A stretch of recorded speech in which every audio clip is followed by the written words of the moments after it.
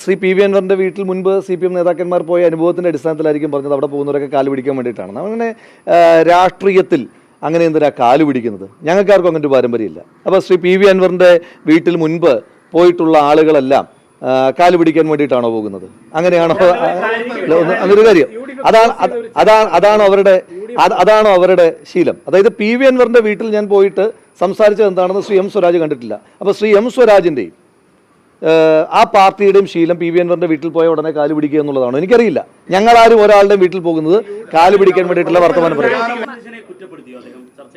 ഇല്ല, അദ്ദേഹം